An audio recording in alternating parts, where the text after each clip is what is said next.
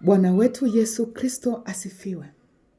Nikukaribishe mpendwa mwana wa Mungu, tutafakari neno la Mungu pamoja kama tunavyoenda kulipata katika kitabu cha Danieli mlango ule wa 3 mstari wa 1 hadi ule wa 30. Unaweza ukasoma milango yote kadri Roho Mtakatifu atakavyo kuongoza. Amen. Leo tutajifunza habari za vijana wenye hekima 4 wa Yuda, wa kabila la Yuda, jinsi ambavyo walisimama na Mungu wao pasipo kuterereka, jinsi ambavyo walikataa kuabudu sanamu, jinsi ambavyo walikataa kuabudu miungu ya Ukalidayo. Amina. Tutasoma mstari ule wa 24 na kuendelea. Ndipo Nebukadreza akastaajabu, akainuka kwa haraka, akanena, akawaambia mawaziri wake, je, hatukutupa watu 3 hali wamefungwa katikati ya moto? Wakajibu wakamwambia mfalme, kweli, mfalme.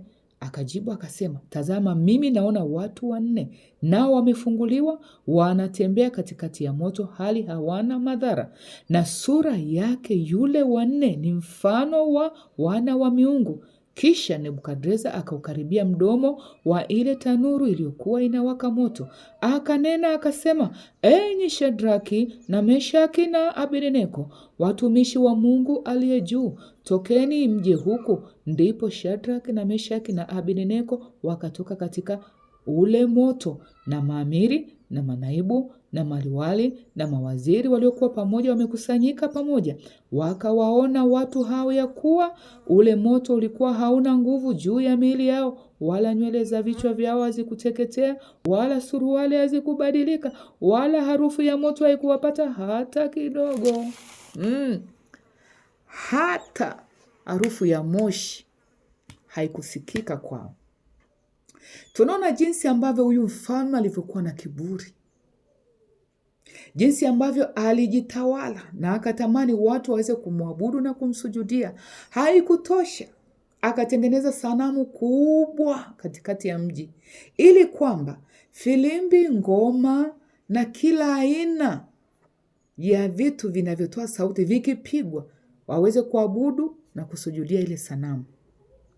Hawa watumishi wa Mungu, vijana wenye hekima wa kabila la Yuda, wakasema, haiwezekani sisi kumwabudu mfalme. Hatuwezi sisi kuabudu sanamu. Tunaye Mungu tunayemwabudu toka utoto wetu, toka maisha yetu yote tumefundishwa sisi kumwabudu Mungu aliye hai, aliyeziumba mbingu na nchi, Jehova Hire. Huyo ndiye tutakayemwabudu.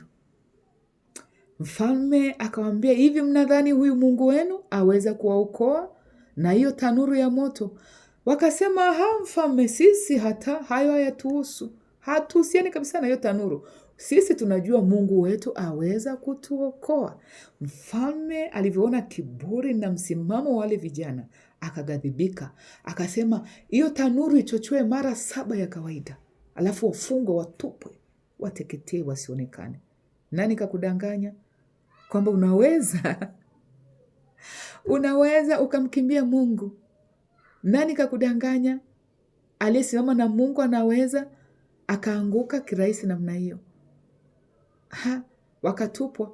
Lakini wale waliowachukua wale vijana wakaunguzwa na ule moto, lile joto la lile tanuru, wakaungua, wakafa. Ona jinsi moto ulivyo mkuu, lakini ona jinsi ambavyo majaribu yalivyo makubwa, na wanaokusababisha majaribu pengine wanaanza kuungua wao, wanaanza kupotea wao kabla wewe hujateketea. Na wakati mwingine wanashangaa wewe unatoka mzima na hujadhurika na majaribu na hila na mipango mibaya aliyokupangia. Amen. Ndivyo tunaona mfalme Nebukadreza akatoka kwenda kuangalia kweli Mungu wao aliweza kuwaokoa. Alivyochungulia kwenye tanuru, akaona watu 4, na mfano wa huyu 4 anang'aa kama mwana wa miungu. Yeye hakujua ni Mungu, hakujua ni mwana wa Mungu, akaona ni mwana wa miungu. Na ndivyo ilivyo katikati ya tanuru, katikati ya majaribu, tunaye mwana wa miungu, Yesu Kristo. Hatutembei peke yetu, hatushindi peke yetu. Tunashinda tukiwa pamoja naye, kwa yule anayemwamini na anayemtegemea. Ndivyo ilivyokuwa kwa kina Shadraka na Abednego na Meshaki. Haleluya! Lakini kupitia Shadraka na Abednego waliweza kumtangaza, kumhubiri Mungu, kuaminisha lile taifa kwamba yuko Mungu anayestahili kuabudiwa. Kuanzia pale mfalme akasema, enyi wana wa miungu waliye juu, tokeni huko nje. Akatambua hawa ni watu wanaomwabudu Mungu aliye hai. Wakawekwa huru. Sio hivyo tu, wakapewa na nafasi katika kuongoza ule mji. Mungu akainuliwa, Mungu akatukuzwa kulingana na hekima waliokuwa nayo. Ni kuombe tu, mwana wa Mungu, simama na Mungu. Usionea haya Injili. Usiogope, majaribu yanakuja, lakini tunaye mshindi. Yesu Kristo aliwashindia kina Meshaki, atatushindia na sisi. Ondoa hofu, ondoa mashaka. Yesu anaweza. Nikutakie kila laheri, umtangaze Kristo, usimame katika imani yako, ukimshuhudia mahali popote. Usiogope, Mungu yuko pamoja na sisi. Mungu alibariki jina lake. Amen.